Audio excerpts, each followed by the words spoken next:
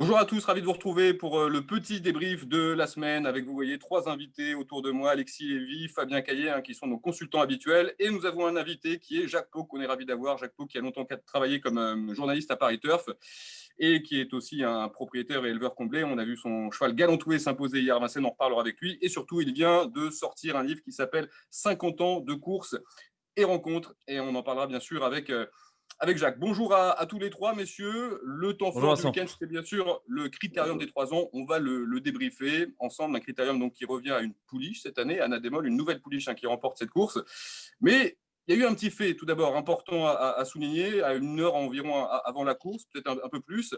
C'est El Gaffel. El Gaffel qui a été déclaré non partant après des échauffements qui étaient vraiment peu enthousiasmants, c'est le moins qu'on puisse dire. Qu'avez-vous pensé tout d'abord de ce retrait d'El Gaffel?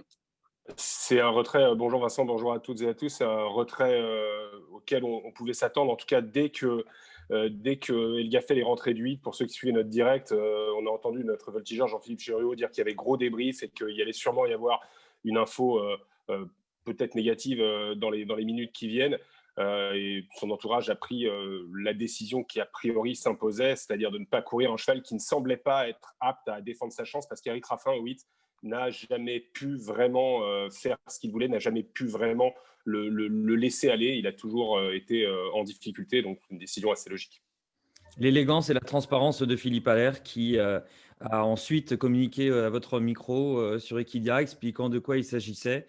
Il n'était pas question d'aller jusqu'au Canter qui aurait pu être le dernier réchauffement pour essayer que la mécanique aille pas trop mal en vue d'une course qui aurait pu être décevante. C'est mieux de voir le Gaffel comme ça sur le terrain, sur la touche, pardon. Et c'est pas Jacques Pau que j'imagine, ce n'est pas Jacques Pau qui va nous contredire. L'homme de cheval qui est Philippe Allaire a pris la bonne décision vis-à-vis du cheval, vis-à-vis des turfistes, vis-à-vis de la compétition en tant que telle. C'est nickel, c'est parfait. Jacques, vous étiez très étonné de voir El Gaffel dans cet état à une heure de la course? Moi, on m'avait dit qu'il avait bien travaillé, même à Vincennes avec Eric Raffin. À la maison, chez Philippe Allaire, il avait bien travaillé. Bon, il a un malin genou, a dit Philippe après, donc ça s'est réveillé. Bon, il valait mieux pas quoi, ça servait à rien. Pour le voir au galop, ça servait strictement à rien. On sait qu'il est un bon cheval maintenant. Bon, il va faire la monte, il va se reposer, et puis il reviendra peut-être après. Vous savez, la plupart des champions, ils ont eu des interruptions dans leur carrière. Pour vieillir, c'est très dur de partir à 2 ans et d'aller jusqu'à 6-7 ans sans interruption. C'est rarissime même. Très très peu le font. Alors, on en revient à l'édition 2020, donc sans Ed Gaffel, et c'est donc finalement Anna Demol qui va s'imposer. Anna Demol qui va se montrer très tenace, messieurs, pour repousser toutes les attaques. C'est une jument qui a un gabarit assez imposant et qui est vraiment une barre de fer. Absolument, elle a pu verrouiller la course en montant. Ça s'est joué en fait au bas de la côte quand et Havanez et Anna Demol sont venus en épaisseur contourner Andy Bourbon que Björn Goop voulait vraiment préserver. Anna Demol a pu prendre la tête, elle a véritablement verrouillé la course en montant et on l'a vu repousser très facilement les attaques à mi-tournant quand Honeck est venu peut-être un peu tôt pour ses réelles aptitudes, mais avait-il vraiment le choix? Anna Demol était plein gaz en tournant et on sentait déjà à cet instant, à 450 mètres de l'arrivée, qu'elle avait sûrement la course à sa merci. C'est une surprise pour vous de l'avoir remporté ce critérium des 3 ans? Dans la mesure où elle n'avait jamais participé à un groupe 1, alors ils sont tout jeunes évidemment, mais elle a monté les échelons un à un. Elle avait gagné sur la première participation à un groupe 2 au cours de l'été. Elle a monté les échelons les uns après les autres, mais sur ses dernières courses, c'était top. Elle est d'une régularité extrême, extraordinaire. Toujours deuxième sur ses 4 dernières tentatives, mais elle était battue. Elle était battue à chaque fois, notamment par Hirondelle Sibet. Cette fois, avec une circonstance qui va faire parler, qui continue de faire parler, qui fait parler depuis plusieurs semaines. Les plaques pour la première fois, donc, allégées au niveau des pieds. On a vu une Anna Demol parfaite. Et puis la petite touche également, puisque cette course pour nous, pour moi en tout cas pour nous, symbolise parfaitement l'année extraordinaire de Laurent Abrivard. Lui aussi, peut-être a-t-il encore passé un cap. Eh bien, Laurent Abrivard a fait les réglages et Alexandre a géré les derniers détails, c'est-à-dire il a mis le ballon au fond des filets avec Anna Demol. C'est du super boulot. Alors, c'est dans ce sens-là où on peut se dire que c'est peut-être une petite surprise, mais pas tant que ça au regard et de l'année et de sa marge de progression, de sa capacité de progrès, eu égard à son modèle. Si vous le disiez, Vincent, c'est une jument qui va vieillir. Hein. Alors, elle avait pris une deuxième place tout de même dans un groupe 1, le championnat européen des 3 ans. Mais Oui, bon, voilà, c'est évidemment, ça, aujourd'hui, absolument. c'est sa Oui. plus belle victoire. Jacques, votre regard sur cette pouliche, c'est une fille de village mystique. Est-ce que vous, elle vous Oui, a étonné aujourd'hui? oui, un peu, parce que c'est une bonne jument, mais comme on vient de dire, elle était souvent battue même par les femelles. Après, on disait que les mâles étaient meilleurs que les femelles. Enfin bon, on se fait toujours embrouiller avant les Grands Prix, vous savez. C'est pas la première fois. Mais une chose m'a marqué, moi, c'est quand Jean-Michel Bazir a gagné avec Berry, il battait au Nec et au Caïd d'Augiel. Et je crois que c'est le même jour qu'il avait couru les femelles. Il était troisième avec Havana Dorsi. Et le soir même, il a dit: je mène la femelle. Havana Dorsi, qui est morte malheureusement quelques jours après. Ouais. Parce qu'elle avait fait une sacrée course. Donc ça voulait dire que de gagner avec Huckerberry, qui est un métronome, qui est troisième aujourd'hui, qui fait toutes ses courses, qui avait donc une première chance dans le critérium, et lui tout de suite il a dit: je mène la femelle. Ça veut dire quoi? Ça veut dire qu'il préférait les femelles, la femelle, Havana Dorsi. Donc après on s'est embrouillé, on a donné tous les mâles, El Gaffel et tout, mais El Gaffel on ne peut pas le juger. Chetman est parti à Godot, on ne peut pas le juger. Caïdogel a fait un numéro dans ce critérium, c'est lui la note, évidemment, il est parti au galop. Il est dernier entre la ligne droite, il a fini comme une balle, il aurait été troisième tout près, si jamais ça se prolonge un peu. Mais que Jean-Michel Bazir ait dit ça, ça m'a mis la puce à l'oreille. Il dit: tiens, les femelles ne peuvent pas être mauvaises. Ouais. Alors, on va reparler Précisons, après des Vincent, battus. Oui, Alexis. Oui. Non, juste pour corroborer les propos de Jacques sur le fait qu'on est toujours un peu dans l'hésitation entre les mâles et les femelles. 3 des 4 dernières lauréats de ce critérium des 3 ans désormais sont des femelles, et que Favorite Fini n'avait trouvé que Festime Bourbon pour lui barrer la route du succès dans la génération BF. Donc ça fait 3 gagnants lors des 4 dernières éditions femelles, et une deuxième de Festime Bourbon. Voilà. Alors, pour rebondir sur ce que disait tout à l'heure Fabien, je préciserai que c'est le 4e groupe 1 de l'année d'Alexandre Abrivard. Je parle d'Alexandre Abrivard, le pilote. Et en revanche, j'ai été très étonné de voir que c'était le premier critérium pour Laurent-Claude Abrivard en tant qu'entraîneur et le premier critérium pour Alexandre Abrivard en tant que driver. Ces hommes-là n'avaient jamais remporté de critérium 3, 4, 5, critérium des jeunes. Oui, c'est vrai, quand on regarde le palmarès de Laurent Abrivard au niveau des groupes 1 aux 3 athlètes, on retrouve le championnat européen des 5 ans cette année avec Ferrywood. On retrouve beaucoup plus tôt le prix de sélection avec Molnu-Corta, puis le prix Albert Viel avec Wardo. Et en cette année, il en aura gagné 2, c'est-à-dire 2 de plus. 2, c'est autant que ce qu'il avait gagné auparavant au niveau des courses de groupe 1 athlètes. Et il n'y avait pas de critérium, beaucoup de victoires également, bien sûr, autres montées pour cette maison. Quel avenir vous lui voyez à cette Anna Demol, messieurs? Est-ce que vous pensez vraiment que le meilleur est à venir pour elle? Disons, je dirais que déjà, ce qui est fait n'est plus à faire. C'est magnifique. Elle a un avenir dorénavant, évidemment, tout tracé. Sa famille maternelle est magnifique. Elle a vraiment fait ce qu'il fallait pour pouvoir aller très loin au Hara. Ensuite, voilà, il y avait des artifices, comme l'a dit Fabien, pour la première fois aujourd'hui, les plaques, le débouche-oreille. Mais elle a sûrement encore les moyens de bien faire, parce que j'ai l'impression que c'est une pouliche qui est vraiment sur la montante, qui fait ce que son pilote lui demande, qui a l'air d'être assez maniable, qui a l'air d'être une vraie jument de course, quoi, sans vraiment de défaut. Donc il ne lui est pas interdit de confirmer à l'avenir. Et je préciserai que c'est une pouliche qui a été élevée par Jean-Louis Béraud, qui est également son propriétaire, que j'ai eu tout à l'heure au téléphone. Il ne pouvait pas participer à l'émission, mais il m'a dit vraiment, pour moi, c'est un rêve, et il n'envisageait pas vraiment cette victoire. Et en fait, il était au milieu des champs aujourd'hui avec ses chevaux, et il a regardé cette course, et malheureusement, il ne pouvait pas être avec nous, mais vraiment, il était comblé. Je suis sûr qu'à l'avenir, sur Equidia, on aura l'occasion de Vincent, l'écouter. Oui. il avait racheté cette jument sur le ring, enfin à la sortie du ring, et il a racheté il y a peu la sœur pour quelques 110 000 euros. Ouais. C'est déjà une très jolie somme. La sœur qui s'appelle, si je ne m'abuse, Joie des Molles. Très bien. On parle des battus. Et on va tout d'abord parler de la Dauphine. Havanès, vous l'avez rapidement évoqué. Havanès qui était drivée par Franck Nivard. Aujourd'hui, le parcours a été bon cette fois pour elle. Elle est à sa place, non? Deuxième? Ouais, elle fait une course magnifique. Franck Nivard a pris le risque avec elle de partir en dehors. Il nous a déclaré après la course que la pouliche n'était pas très concentrée lors des hits, et qu'il l'avait un peu, entre guillemets, mis aux ordres. C'est-à-dire qu'il lui avait fait comprendre, en la maniant un peu, qu'elle allait devoir faire ce qu'il lui demandait. Il est parti en dehors. La pouliche a eu une super course et elle s'est remarquablement défendue. Elle est même revenue un peu sur Anna Demol pour finir, alors que celle-ci semblait devoir vraiment la battre très nettement. Donc c'est une super performance. Là encore, les plaques, première fois. le changement de drive. Ça faisait un petit moment qu'on voyait qu'Havanez avait un potentiel énorme. C'est pas faire insulte à son driver, François Bossuet, habituel, de dire qu'il n'est pas habitué à lutter contre les meilleurs, etc. Enfin, voilà, Vincennes est devenu une piste de pilote depuis plusieurs années maintenant, on le sait bien. Et on l'a vu aujourd'hui avec Franck Nivard, le résultat était là. Alors, un petit mot sur le troisième, Hooker Berry. Donc, c'était le cheval drivé par Jean-Michel Bazir qui l'entraîne. On se sentait dans le tournant final qu'il avait beaucoup de ressources. Il a sprinté correctement, mais peut-être pas aussi bien que ce qu'on pouvait espérer. Personnellement, je suis peut-être un poil déçu par Hooker Berry. Je trouve qu'avec le parcours qu'il a eu, on aurait pu l'imaginer terminer plus près des pouliches.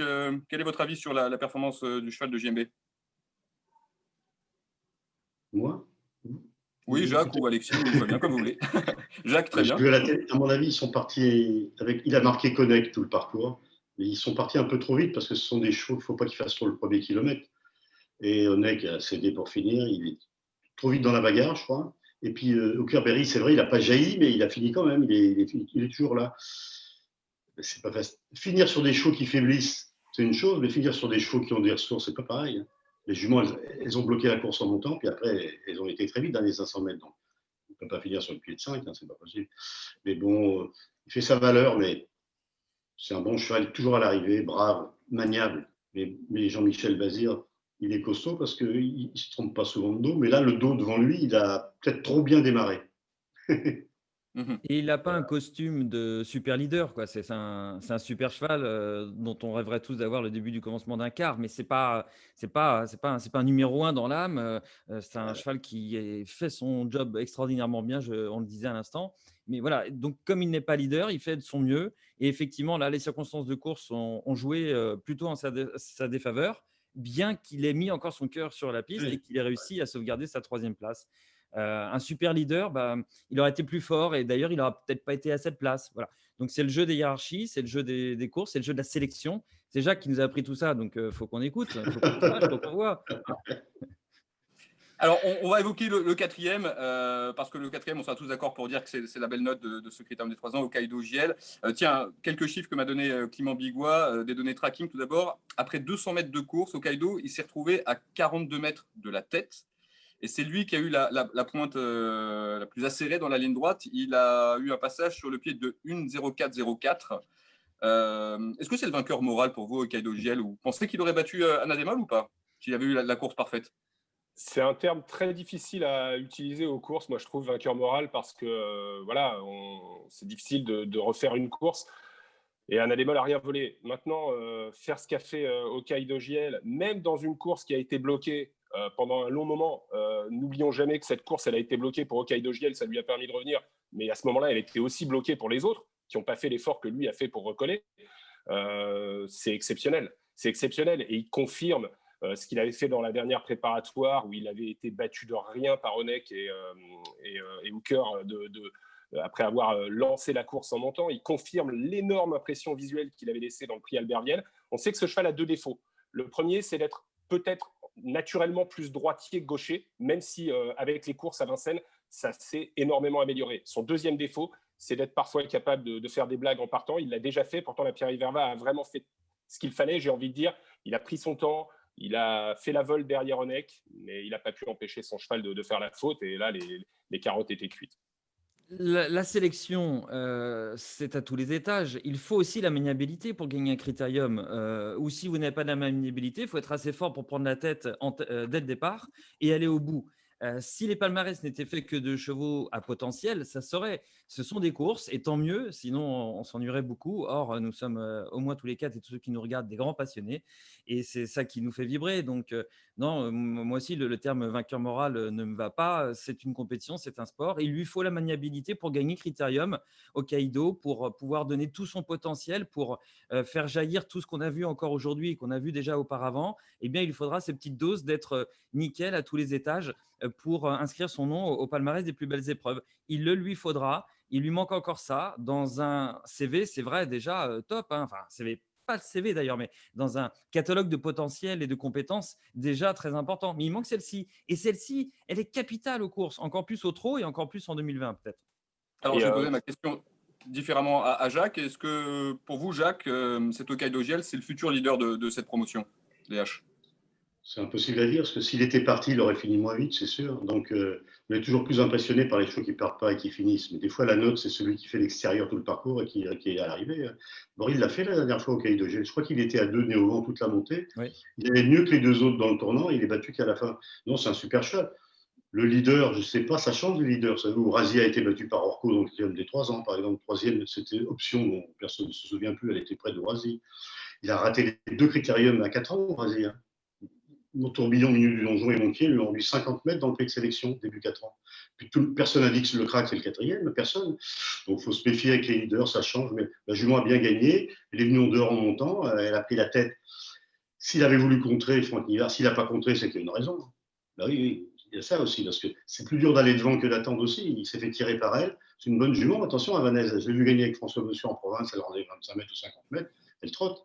Mais bon, alors, quand je vous dis qu'on ne part pas, on dit toujours c'est formidable, mais quand vous ne partez pas, c'est vrai qu'il a perdu du terrain quand même, mais vous ne faites pas d'efforts. Quand vous démarrez sec en montant, en plus 2007 c'est départ en montant, ce n'est pas départ en descendant. Donc, peut-être qu'il est un peu gêné en partant en montant au Cahier de Gel. Les choses sont plus habituées à partir en descendant, c'est mieux pour eux. Mais bon, c'est un bon cheval, c'est sûr, c'est un très bon cheval. Maintenant, il est engagé dans le prix de Vincennes, je ne sais pas s'il a quoi remonter ou quoi. Moi, mais le Gaffel, c'est dommage qu'il n'ait pas couru, parce que moi je l'ai vu travailler il y a 2 ans. J'étais dans l'autostart avec Rémi, c'est le qui conduit l'autostart. À un moment, il disait, mais tiens, on ne peut pas décrocher un cheval derrière nous, mais qui c'est ce vieux cheval là? Et il m'a dit, non, c'est pas un vieux cheval, c'est un 2 ans. Je dis, c'est pas possible. C'était la 3e ligne droite, il était sur le pied de 6. Non, mais il a une vitesse terrible. Bon, maintenant, qu'il est mal à un genou, les choses, il faut les endurcir, parce que c'est pour ça qu'on arrive à gagner à 2-3 ans, il faut que quelque chose soit endurci. Hein. Même la classe ne suffit pas. Et là, il a mal à un genou. Bon, j'espère qu'il reviendra. Voilà. Alors, on va passer aux autres courses du week-end, aux autres belles courses du week-end. Il y avait 2 autres groupes. Aujourd'hui, il y avait le Jean Dumouche, un groupe 3 qui est revenu à son grandissime favori, Dorgos de Guest, qui une nouvelle fois a fait le job et qui a devancé une nouvelle fois Andy Deliard. Bon, c'est des chevaux qu'on a l'habitude de retrouver dans ce type de course et de voir s'affronter pour les premières places. Et c'est souvent Dorgos de Guest qui gagne. 3e place pour Blé du Gers. C'est un palmarès qui est vraiment impressionnant pour Dorgos de Guest. Hein. Ah, c'est un cheval vraiment exceptionnel qui là, marche sur les traces de Clean Game au palmarès de cette épreuve, le prix Jean Dumouche, et qui se promène aujourd'hui. Il s'est promené, il s'est baladé. Andy Deliard est top. Vraiment, Romain Derieux a tout fait pour être dans le sillage de Dorgos de Guest, de calquer sa course sur celle de Dorgos. Et Dorgos a été parfait, c'est un top cheval. Alors, étonnant quand on voit gagner Dorgos parfois, c'est que on a l'impression que Jean-Michel Bazir s'occupe parfois plus des autres que de son cheval. C'est-à-dire que voilà, bon, c'est fait, j'ai gagné, mais qu'est-ce que je peux faire pour essayer de. Pour que les autres de l'écurie soient dans le coup aussi. Que les autres de l'écurie soient là. Troisième, c'était le cas à la Capelle, c'était le cas aujourd'hui. C'est extraordinaire. Enfin, d'avoir un cheval comme ça, dans des courses de ce niveau-là, d'avoir course gagnée et de sentir une telle supériorité qu'on peut gérer la ligne droite ou les 500 derniers en s'occupant des autres, c'est merveilleux. Alors, l'autre groupe du week-end, c'était hier, c'était samedi, hein, c'était le prix Oscar Collard, un groupe 3. Et c'est vous, Jacques, qui l'avez remporté avec Galantoué. Vous le remportez en tant que propriétaire et en tant qu'éleveur de ce cheval qui est très bien né, puisque le père, c'est Rédicache, ça ne peut pas être mieux. Et la mère, elle défendait déjà vos couleurs. C'est Queen Fleur. Et le cheval remporte un nouveau groupe, parce qu'il venait de s'imposer déjà précédemment dans un groupe. Il vous fait rêver vraiment ce Galantoué, Jacques? On sait que vous avez eu des grands chevaux, arnaqueurs notamment. Rêver, non, mais c'est un bon cheval. Lui, il a toujours été bon. Il faisait des fautes un peu au début, des problèmes d'allure un peu. Puis malchanceux, mais c'est un bon cheval. Il est très courageux. Il a toujours été très courageux. Donc, là, ça s'est pas mal passé. Mais Jean-Michel, quand je l'ai vu dans notre dos, j'ai dit, ce qu'on a compris, la suite, il va venir sur le poteau, nous faire marrant. Mais bon, comme Anthony Barrier s'est décalé en montant, Jean-Michel s'est retrouvé 3 nez au vent. Mais si jamais il passe Golden Bridge, Jean-Michel Bazir se trouve 2 nez au vent. Donc il a été obligé de monter. Les 2 sont montés nez au vent. Galantoué et la jument de Michel Bazir, qui est une bonne jument. L'autre fois, elle est mal partie, elle a fait un truc.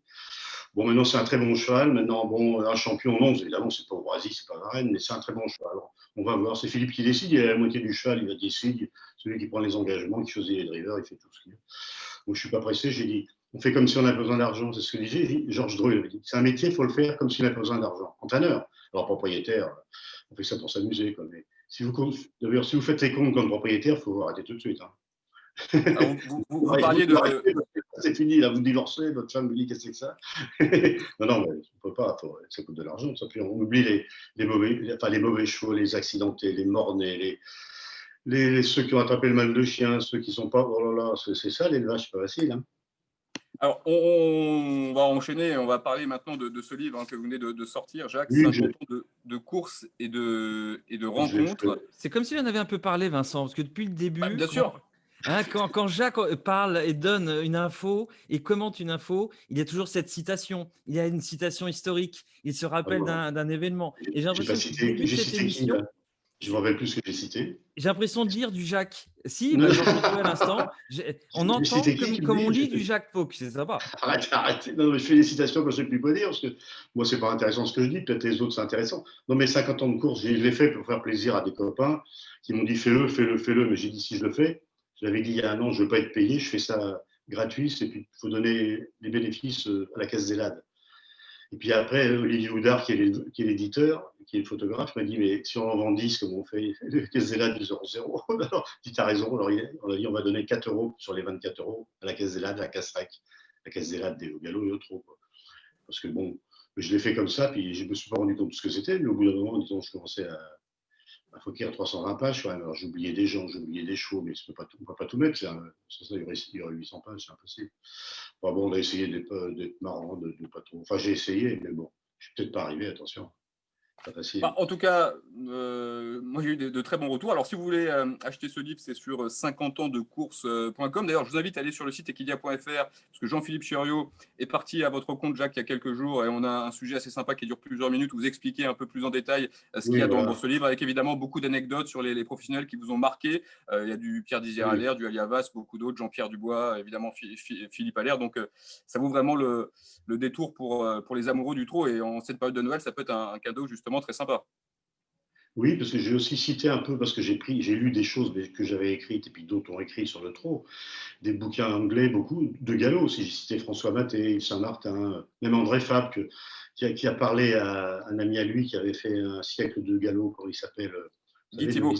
voilà, Guy Thibault, donc j'ai repris un peu son interview sur la cravache, voilà. Quoi. Et puis Lagacan, j'ai cité les mémoires, j'ai lu les mémoires de Lagacan 3, c'est son petit-fils, Lagacan. Donc, on l'a envoyé à Lagacan, le bouquin, on a dit, vous verrez la photo de votre grand-père. Je ne sais pas s'il va le lire, mais bon. Non, non, mais on a rigolé un peu. Puis j'ai cité des philosophes, des humoristes, Antoine Blondin, des sportifs, Joe Louis, le boxeur, Tommy Smith, le coureur à pied, Jacques Piacental, l'entraîneur d'athlétisme de Marie-Jo Pérec, tout ça se recoupe, ce sont des mondes qui se recoupent. Bon, j'ai un peu tout mélangé, et Sancho, j'ai pris Sancho plus le chef de race Fuchsia. Sancho au trot et donc 4-5 américains, Moneymaker, Develop Pride, Starswine, etc. J'ai oublié Muscadine, mais enfin bon. On fait ça pour la prochaine fois. Enfin, en tout cas, voilà, c'est vraiment un livre qu'on vous conseille. Vous pouvez l'acheter donc sur 50 ans de course.com. Et si vous êtes passionné de trot, bah, c'est un livre qui est top. Et si vous voulez offrir ça à un passionné de trot, bah, on peut être sûr qu'il va apprécier. Allez, on termine, messieurs, avec quelques petites brèves. Il nous reste 3 minutes. Tout d'abord, un petit mot sur le fait que FaceTime court le Bourgogne et non le Ténor de Beaune. Donc, son entraîneur, Sébastien Garteau, a expliqué qu'il préférait cela parce que ça lui permet d'avoir un peu plus de récupération avant cette ultime préparatoire, avant l'Amérique, qui sera du coup un peu plus près de l'Amérique. Vous pensez que c'est un bon choix? Ça vous étonne qu'il ait pris cette option ou pas? Non, parce que c'est ce qu'il fait avec le cheval. Il l'a prouvé avec Bold Eagle et ce cheval-là. Donc, c'est ce qu'il fait. Sébastien Gorato, il s'est entraîné à un cheval, il n'y a pas de problème. Il l'a prouvé. Donc, le Bourgogne, c'est une course de 2100 mètres. C'est la seule préparatoire de 1100. Donc, on ouvre les chevaux, on est obligé de les ouvrir après l'Amérique. On ne peut pas s'amuser à rester derrière à chaque fois. Donc, Jean-Michel Bazir, il va être obligé d'ouvrir Davidson Dupont. Et Saint-Bourbon, on en saura plus après la course. Maintenant, bon, on ne peut pas prévoir tout ce qui va se passer. Le Prix d'Amérique, c'est une autre course que les préparatoires. Ça ne sera pas pareil. Bon. Alors, autre info qu'on voulait évoquer rapidement, c'est la 4e cravache d'or consécutive pour Christophe Lemaire, qui a atteint 202 victoires aujourd'hui. 4 cravaches d'or pour un jockey français au Japon, c'est exceptionnel. Bon, ça ne nous étonne pas parce qu'on la voyait arriver, cette cravache d'or, mais voilà, on peut lui tirer un petit coup de chapeau. Et d'ailleurs, je préciserai qu'en Asie, on a également Christophe Soumillon. Pardon, oui, Fabien? Grand coup de chapeau même. Oui, un grand coup de chapeau, vous avez raison. Christophe Soumillon, qui a fait son retour aujourd'hui à Hong Kong, a été très performant. Il a remporté sa première monte tout de suite. Il a remporté une autre course dans la Réunion. Au final, il a pris beaucoup de place. Donc voilà, donc un retour remarqué de Christophe Soumillon, ce qui là encore n'est pas très étonnant. Et puis je voulais également qu'on évoque très rapidement l'arrêt de la carrière de Davy Le Sceau. Alors pour ceux qui suivent souvent les meetings d'obstacles de Pau, ils connaissent très bien Davy Le Sceau. Il a monté longtemps pour Jacques Cortet, pour Jean-Pierre Tautin. Voilà, il a 42 ans, il a remporté toutes les belles courses là-bas, plus de 400 victoires à son palmarès. Donc il a déclaré aujourd'hui avec beaucoup d'humilité qu'il préférait arrêter et que c'était bien pour sa famille. Donc voilà, on peut eh bien saluer cette carrière de Davy Le Sceau. Fabien, c'était quand même l'un des jockeys à suivre quand on était jeune journaliste dans le sud-ouest et à Pau notamment. Oui, nous l'avons été, en effet. Oui, absolument. Un des adversaires de Christophe Pieux, hein, Ouais. notamment. Il travaillait un peu sur le même terrain. Donc, on lui souhaite le meilleur. On lui tire également notre chapeau et on lui souhaite plein de bonnes choses. Il avait d'ailleurs longtemps eu le record il a eu quelques années le record de victoire durant le meeting avec Jean-Pierre Tautin. Ils avaient fait un carton il y a plusieurs saisons de cela. Voilà, c'est comme ça qu'on va terminer ce petit débrief. Merci à Fabien, merci Alexis, merci beaucoup Jacques d'avoir participé à ce petit débrief. Et donc, je rappelle, si vous voulez acheter 50 ans de courses et de rencontres, vous allez sur le site 50ansdecourses.com, tout simplement. Merci à tous les trois. Merci à vous de nous suivre et à bientôt pour un nouveau débrief la semaine prochaine. Ce sera un grand débrief. Salut.